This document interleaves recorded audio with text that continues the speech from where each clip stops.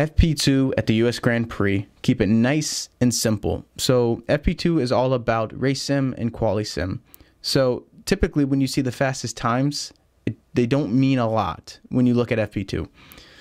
Because buried in the fastest times is the most important number and metric that at least I look at for the practice session, that's race pace. How is the car going to do over 50, 60, 70 laps? And today, the qualifications, when you look at the qualifying simulations, Verstappen actually looked probably one place better. He probably looked the second best. Leclerc put together a really quick lap time, but was making a ton of errors. And he was complaining about the car. He was complaining about how he felt in the car. That was the most uncomfortable I've ever seen P2 in my life. And he just didn't look like he was comfortable and situated in a way that he felt like he could drive that car quick and push the limits. Now that makes a big difference, and especially matters when you look at his Leclerc quali sims or his race sims, in which Verstappen looked best by far. So when you compared like to like, which it matters, I say that for a reason, Verstappen looked the best. The one thing to note is Vettel made one of his dumb spins, one of those poor errors, like a Monza spin. He had one more. He got it out of his system, but it was pretty bad. And it just was telling.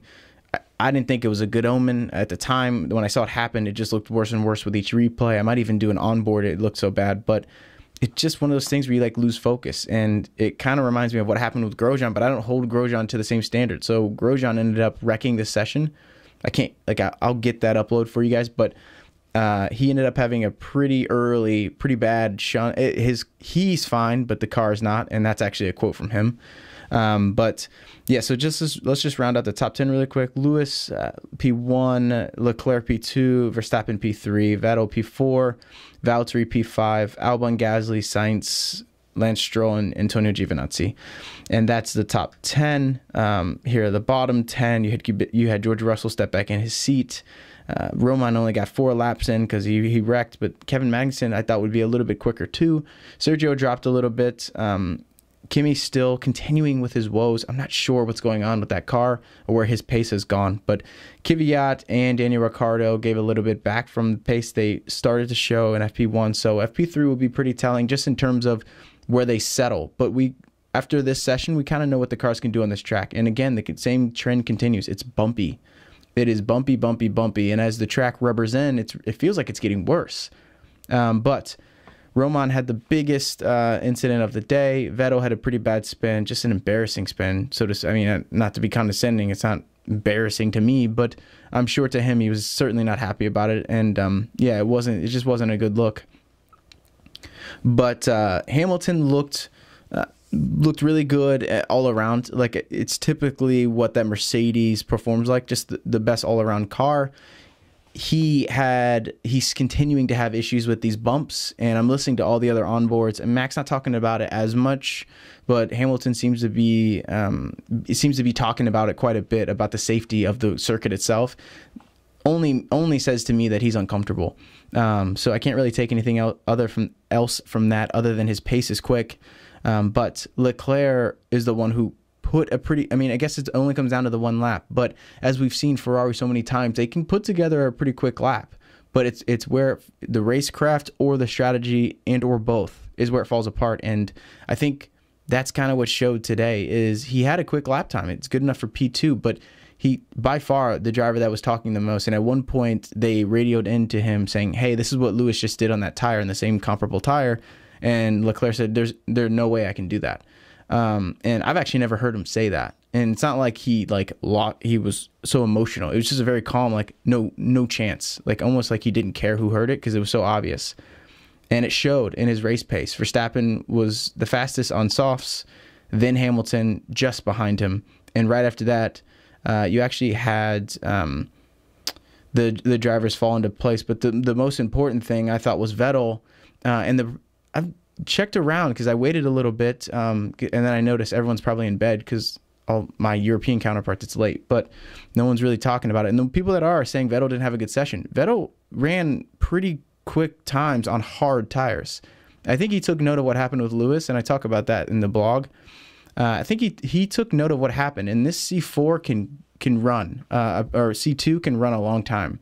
And he put in some extensive testing, and the same thing happened with Hamilton. I was like, why are they testing this so much, this hard compound? And I would not be surprised if Vettel ends up putting in a soft to hard strategy. I would not be surprised if he, like, the whole point of this is for him to throw on the hard tires and for him to run a really hard, really long stint. Lewis was putting in purple sectors on lap 60, 62. So that compound, I think, can do more than I think either Pirelli had let the teams know, or maybe the teams underestimated the performance of that tire, that C4, or maybe just the pace management is as such that there's a lot left. So Vettel, I guess I'll leave it at that. Vettel tested that hard compound into the ground, and his pace was fast. He looked really, really good, and he's running times faster than Valtteri. He did better than Valtteri on a step harder compound. That's like kind of unheard of, and Valtteri just doesn't look good all weekend though. So I would not be surprised if Albon takes a step up. Albon's not really doing much either. I mean, he didn't make a mistake, and typically Albon's good for one fair to large mistake on a Saturday, and he didn't do it today, so that's good. So we'll see where he starts on good footing, and you'll say, Nick, well, they were on good footing last week. He got no penalty. Yeah, but he came back from a wreck last weekend. So I'm actually really excited to see what Albon does, and Gasly is hunting him down too. I don't know if I'm assuming they're friends, but there's no bad blood, but you can tell Gasly just super comfortable now that he stepped back into Toro Rosso. So Carlos Sainz pulled it back together. He had a pretty bad first session, but he came back and had a pretty good race. So he's sitting P8, and Lance, has been actually reliable. And this is the first time he's beaten Sergio in the first two sessions. And correct me if I'm wrong, but he hasn't been in a Q3 since Monza. I think he's only been in two Q3s ever, and they both are Monza. But he's setting himself up to have a pretty good race. But, I mean, we still have an hour and a half of practice and qualifying sessions before we get to a Q3. So I don't want to speak too soon, but and Sergio surely can turn it on. And Daniel Ricciardo's all over the place. I'm kind of excited to see what happens during the race itself. Nico Hulkenberg testing more of the hard compounds, more so than Daniel, because Daniel's Mr. Never Pit. So I thought that was kind of interesting, and to see what Ricciardo actually ends up doing this race and the strategy he chooses. I know he loves this Grand Prix and he loves this circuit quite a bit. So I would not be surprised if he's a lot more aggressive and Renault finally pulls off Cyril and that team actually finally pull off the reins from Ricciardo and let him drive. So, and they're typically running a strategy where they go for the long overcut, but maybe this time they'll let him race. So really the theme of the day is it's kind of blah. And again, if you watch the session, you know what I mean. It's just like no one looks that good. This really just comes down to who can make the least amount of mistakes. It is really bumpy. It's really, really bumpy. And I think that has to do with the resurfacing of the circuit itself. And then they ran, I can't remember what the name of the technique is, but they run like this scraper over it, and it's like a Zamboni for hockey. I don't know if you guys know what a Zamboni is, but it kind of scrapes away, and it's just super smooth. But yeah, it's very, very bumpy, and they're probably gonna have to resurface it. But it's who can make the least amount of mistakes. FP3, I personally anticipate it's gonna be pretty boring. I'll have the actual live stream going, so you can check it out if you'd like. More than welcome. More people, the better. And we'll walk through just the hour of analysis, and then I'll kind of give you a quick rundown of what happened, and then time for qualifying, which I'll certainly be running the live stream and giving the live commentary over, and I will be very excited about it. So thanks for checking this out, guys. This is a quick rundown. It's just a weird session with a lot of errors, and you feel like Lewis still hasn't even turned it up yet.